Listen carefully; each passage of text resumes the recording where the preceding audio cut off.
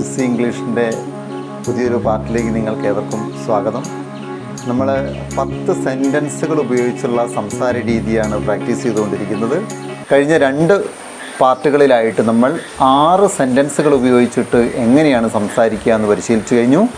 Easy English part 43 and easy English part 44.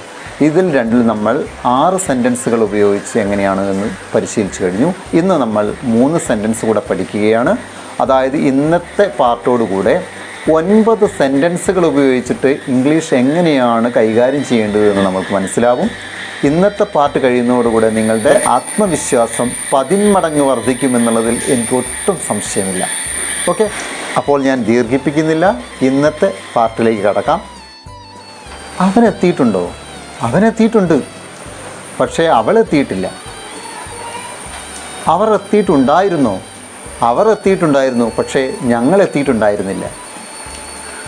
അദ്ദേഹം എത്തിയിട്ടുണ്ടാകുമോ? അദ്ദേഹം എത്തിയിട്ടുണ്ടായിരിക്കും, പക്ഷേ അവൾ എത്തിയിട്ടുണ്ടായിരിക്കില്ല.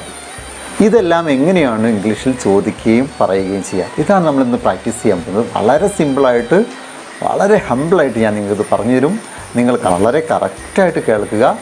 എന്നിട്ട് സംശയങ്ങൾ ഉണ്ടെങ്കിൽ എനിക്ക് കമൻറ്റ് ചെയ്യണം. മനസ്സിലായാലും കമൻറ്റ് ചെയ്യണം. ഓക്കെ, അപ്പോൾ നമുക്ക് തുടങ്ങാം. ഇന്നത്തെ പ്രാക്ടീസിങ്ങിന് മുമ്പൊരു കാര്യം നമുക്കറിയാം. ഒരു വേർബിന് 3 ഫോംസ് ഉണ്ട്. V1, V2, V3. കുറച്ച് എക്സാമ്പിൾ പറയാം. Drink, drank, drunk. Swim, swam, swum. Teach, taught, taught. Catch, caught, caught. Bring, brought, brought. Swim, swam, swum. Eat, ate, eaten. Drink, drank, drunk. Reach, reached, reached. Follow, followed, followed. Shut, shut, shut. Cut, cut, cut. Put, put, put. ഇങ്ങനെ നിങ്ങൾ എപ്പോഴെങ്കിലും കേട്ടിട്ടുണ്ടാവില്ലേ? ഉണ്ടാവും. ഇതാണ് V1, V2, V3. നമ്മളിതിൽ V3 ആണ് use ചെയ്യുന്നത്. ശ്രദ്ധിക്കുക. മൂന്നാമത്തെ ഫോം ഉപയോഗിച്ചുള്ള സംസാര രീതിയാണ്. വളരെ ഇമ്പോർട്ടൻ്റ് ആണ്. ഇത് നന്നായിട്ട് പ്രാക്ടീസ് ചെയ്താൽ വളരെ സിമ്പിളായിട്ട് ടോക്ക് ചെയ്യാം. ഓക്കെ, അപ്പോൾ നമുക്ക് ആദ്യത്തെ സെൻറ്റൻസിലേക്ക് പോകാം. അതായത് അവർ എത്തിയിട്ടുണ്ട്, ഒരു കാര്യം ചെയ്തിട്ടുണ്ട് എന്നെങ്ങനെയാണ് ഇംഗ്ലീഷിൽ പറയാനാണ് പ്രാക്ടീസ് ചെയ്യുന്നത്. അതിന് ഉണ്ട് എന്ന് നമ്മൾ ഇംഗ്ലീഷിൽ ഉപയോഗിക്കുന്നത് ഹാവ്, ഹാസ് ആണ്. ഒരു കാര്യം ചെയ്തിട്ടുണ്ട് എന്ന് പറയാൻ ഹാവോ ഹാസോ ഉപയോഗിച്ചാൽ മതി. ഹാവിനും ഹാസിനും ശേഷം നമ്മൾ വെർബിൻ്റെ 3ാമത്തെ ഫോം ഉപയോഗിക്കുക. ഇതാണ് ഇതിൻ്റെ ഒരു റൂള്. നമുക്ക് നോക്കാം. ഞാൻ എത്തിയിട്ടുണ്ട്. അപ്പോൾ ഞാൻ എന്നുള്ള ഇംഗ്ലീഷ് ഐ, ഉണ്ട് എന്നുള്ളത് നമ്മൾ ആദ്യം ചേർക്കുന്നു. So I have. ഇനി V3 എത്തുക എന്നുള്ളത് റീച്ചാണ്. അതിൻ്റെ V3 റീച്ച്, റീച്ച്ഡ്, റീച്ച്ഡ്. അപ്പോൾ 3rd ഫോം റീച്ച്ഡ് ആണ്. So I have reached. ഞാൻ എത്തിയിട്ടുണ്ട്. അവർ എത്തിയിട്ടുണ്ട്. They have reached. നിങ്ങൾ എത്തിയിട്ടുണ്ട്. You have reached. ഞങ്ങൾ എത്തിയിട്ടുണ്ട്. We have reached. അപ്പോൾ ഐ, യു, ദേ, വി. അതുപോലെ ആൺകുട്ടികൾ എത്തിയിട്ടുണ്ട്. The boys have reached. അപ്പോൾ ഐ, യു, ദേ, വി. അതുപോലെ മറ്റ് പ്ലൂരൽ സബ്ജക്റ്റുകൾ വരുമ്പോൾ അതിൻ്റെ കൂടെയൊക്കെ എത്തിയിട്ടുണ്ട് എന്നുള്ള അർത്ഥത്തിൽ നമ്മൾ ചേർക്കുന്നത് ഹാവ് ആണ്. അവർ എഴുതിയിട്ടുണ്ട്. They have written. ഞാൻ പഠിപ്പിച്ചിട്ടുണ്ട്. I have taught. Teach, taught, taught. I have taught.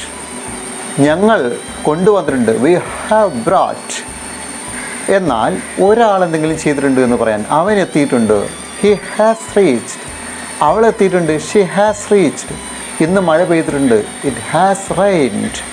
നോക്കൂ, ഒരാൾ എന്തെങ്കിലും ചെയ്തിട്ടുണ്ട് എന്ന് പറയാൻ നമ്മൾ ഹാസ് ആണ് ഉപയോഗിക്കേണ്ടത്. മനസ്സിലായി എന്ന് വിചാരിക്കുന്നു. രാജു വന്നിട്ടുണ്ട്. Raju has come.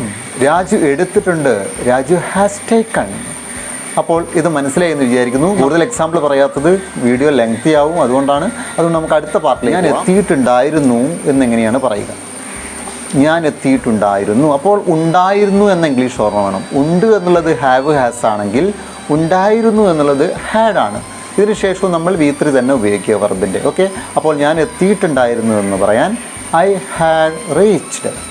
അവൾ എത്തിയിട്ടുണ്ടായിരുന്നു. She had reached. നോക്കൂ, ഇവിടെ ഒരാൾ, രണ്ടാൾ, അതായത് സിംഗുലർ, പ്ലൂരൽ എന്നുള്ള ഒരു വ്യത്യാസവും ഇല്ല. എല്ലാത്തിൻ്റെയും കൂടെ നമ്മൾ ഹാഡ് ഉപയോഗിച്ചാൽ മതി. അപ്പോൾ നമുക്ക് മറ്റ് എക്സാമ്പിൾ നോക്കാം. Had plucked flower. ഞങ്ങൾ പൂക്കൾ പറിച്ചിട്ടുണ്ടായിരുന്നു എന്നെങ്ങനെ പറയും? We had plucked flower. Suresh മാങ്ങ തിന്നിട്ടുണ്ടായിരുന്നു. Suresh had eaten mango. Suresh had eaten mango. അപ്പോൾ ഉണ്ടായിരുന്നു എന്ന് പറയാൻ പഠിച്ചു. അടുത്തത് ഉണ്ടായിരിക്കും. അവർ അവിടെ എത്തിയിട്ടുണ്ടായിരിക്കും. ഞാനത് ചെയ്തിട്ടുണ്ടായിരിക്കും. നമ്മളൊരാളോട് വാക്ക് പറയാറില്ലേ, ഞാൻ അത് ചെയ്തിരിക്കും, ഞാൻ എൻ്റെ ജോലി പൂർത്തിയാക്കിയിരിക്കും എന്നൊക്കെ പറയാറില്ലേ? അതെങ്ങനെയാണ് പറയുക എന്നുള്ളതാണ് നമ്മൾ പറയുന്നത്. അപ്പോൾ ഒരു കാര്യം ചെയ്തിട്ടുണ്ടായിരിക്കും എന്ന് പറയാൻ നമ്മൾ ഹാവ് ഹാസ് അല്ല, ഹാഡ് അല്ല, പിന്നെ എന്താണ്, വിൽ ഹാവ് അല്ലെങ്കിൽ ഷോൾ ഹാവ് ഉപയോഗിക്കണം. Okay, I will have done, ഞാനത് ചെയ്തിരിക്കും. വി ഷാൾ ഹാവ് കംപ്ലീറ്റഡ്, ഞങ്ങളത് പൂർത്തീകരിക്കും. അപ്പോൾ ആരുടെ കൂടെയും നിങ്ങൾ വിൽ ഹാവും ഷാൾ ഹാവും ചേർത്തോളൂ, നോ പ്രോബ്ലം. അങ്ങനെ കൂടുതൽ നിങ്ങൾ അതിൻ്റെ ഉള്ളിലേക്ക് ഇറങ്ങി ചെന്ന് ടെൻഷൻ ആവേണ്ട ആവശ്യമില്ല. അപ്പോൾ മറ്റ് എക്സാമ്പിൾ നോക്കാം. അവർ കൊണ്ടുവന്നിട്ടുണ്ടായിരിക്കും, ദേ വിൽ ഹാവ് ബ്രോട്ട്, അവൾ ചായ ഉണ്ടാക്കിയിരിക്കും. She will have prepared tea, she will have made tea. അവൻ പരീക്ഷ പാസ്സായിരിക്കും, he will have passed the exam, he will have passed the exam. Okay, അപ്പോൾ ഒരു കാര്യം ചെയ്തിട്ടുണ്ടായിരിക്കും എന്ന് പറയാനും നിങ്ങൾക്ക് എന്താണ് ചെയ്യേണ്ടതെന്ന് മനസ്സിലായെന്ന് വിചാരിക്കുന്നു.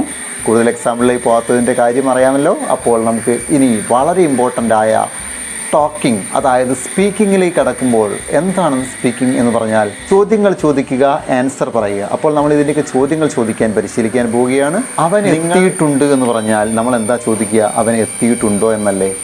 അപ്പോൾ ഉണ്ട് എന്നുള്ള ഇംഗ്ലീഷ് ഹാവ് ഹാസ് ആണ് എങ്കിൽ അത് തുടക്കത്തിൽ ഹാവ് ഹാസ് ചേർക്കുമ്പോൾ ഉണ്ടോ എന്നായി മാറും. അതായത് ഹി ഹാസ് റീച്ച്ഡ് എന്ന് പറഞ്ഞാൽ അവൻ എത്തിയിട്ടുണ്ട് എന്നാണ്. എന്നാൽ ഹാസ് എടുത്ത് മുന്നിലിട്ടാലോ, ഹാസ് ഹി റീച്ച്ഡ്, അപ്പോൾ അവൻ എത്തിയിട്ടുണ്ടോ എന്നായി. ഇപ്പോൾ ചോദ്യം ഉണ്ടാക്കാൻ എന്താ ചെയ്യേണ്ടത്, ഓക്സിലറി വെർബ് എടുത്ത് മുന്നിലേക്ക് ചേർക്കുക. ഏതാ auxiliary verb? Have, has, had, will have, shall have, ഇതൊക്കെ ഓക്സിലറി വെർബുകളാണ്. അപ്പോൾ ഈ ഓക്സിലറി വെർബിൽ തുടങ്ങിയാൽ അത് ചോദ്യമായി. ടെൻഷൻ അടിക്കണ്ട. എക്സാമ്പിൾ പറയാം. അവൻ എത്തിയിട്ടുണ്ട്, ഹി ഹാസ് റീച്ച്ഡ്. ഇപ്പോൾ ചോദ്യമാക്കാൻ ഹാസ് എടുത്ത് മുന്നിലേക്ക് ഇടുക, ഹാസ് ഹി റീച്ച്ഡ്. ആൻസർ ആക്കാൻ ഹാസ് എടുത്ത് പിന്നിലേക്ക് തന്നെ ഇടുക, ഹി ഹാസ് റീച്ച്ഡ്. ക്ലിയർ ആയില്ലേ? ഹാവ് ദേ കം, അവർ വന്നിട്ടുണ്ടോ? Yes, they have come. No, they have not come. Have നോട്ടിൻ്റെ ചുരുക്കം ഹാവിൻ. They haven't come. അവൾ എഴുതിയിട്ടുണ്ടോ? Has she written? Yes, she has written. No, she has not written, അല്ലെങ്കിൽ she hasn't written. അവർ കൊണ്ടുവന്നിട്ടുണ്ടോ? Have they brought? Yes, they have brought. No, they haven't brought. അവൾ പരീക്ഷ പാസ്സായിട്ടുണ്ടോ? Has she passed the exam? Yes, she has passed the exam. No, she hasn't passed the exam, അല്ലെങ്കിൽ has not passed the exam. നിങ്ങൾ ചായ കുടിച്ചിട്ടുണ്ടോ എന്നെങ്ങനെയാണ് ചോദിക്കുക? Have you drunk tea? Yes, I have drunk tea. No, I have drunk tea. നിങ്ങൾ അവിടെ വെച്ചിട്ടുണ്ടോ? Have you put her? Yes, I have put her. No, I haven't put her. അപ്പോൾ നിങ്ങൾ ചോദ്യം ചോദിക്കാൻ പഠിച്ചു എന്ന് വിചാരിക്കുന്നു. അടുത്തത് നമുക്ക് അവൻ വന്നിട്ടുണ്ടായിരുന്നു എന്നുള്ളതിൻ്റെ ചോദ്യം എങ്ങനെയാണെന്ന് നോക്കാം. എന്താണ് ചോദ്യം വെക്കാൻ? ഹാഡ് എടുത്ത് മുന്നിലിടുക. അപ്പോൾ ഹാഡ് ഹി റീച്ച്ഡ്, അവൻ വന്നിട്ടുണ്ടായിരുന്നോ? ഉണ്ടായിരുന്നു എന്ന് പറയാൻ ഹാഡ് എടുത്ത് പിന്നിലേക്ക് ഇടുക അല്ലേ? Yes, he had reached. No, he hadn't reached, അല്ലെങ്കിൽ ഹി ഹാഡ് നോട്ട് റീച്ച്ഡ്. ഇന്ന് മഴ പെയ്തിട്ടുണ്ടായിരുന്നോ? Had it rained today? Yes, it had rained today. No, it hadn't rained today. അവൾ പ്രാക്ടീസ് ചെയ്തിട്ടുണ്ടായിരുന്നോ? Had she practised? Yes, she had practised. No, she hadn't practised. അവർ നിന്നെ ക്ഷണിച്ചിട്ടുണ്ടായിരുന്നോ എന്നെങ്ങനെയാണ് ചോദിക്കുക? Had they invited you? Yes, they have invited me. No, they haven't invited me. നിങ്ങൾ അവിടെ പോയിട്ടുണ്ടായിരുന്നോ എന്നെങ്ങനെയാണ് ചോദിക്കുക? Had you gone there? Yes, I had gone there. No, I had in gone there. I had not gone there. ഞാനവിടെ പോയിട്ടുണ്ടായിരുന്നില്ല. അപ്പോൾ ഇതും മനസ്സിലായി എന്ന് വിചാരിക്കുന്നു. അടുത്ത ഭാഗത്തേക്ക് പോകാം. അവൻ അവിടെ എത്തിയിട്ടുണ്ടായിരിക്കുമോ?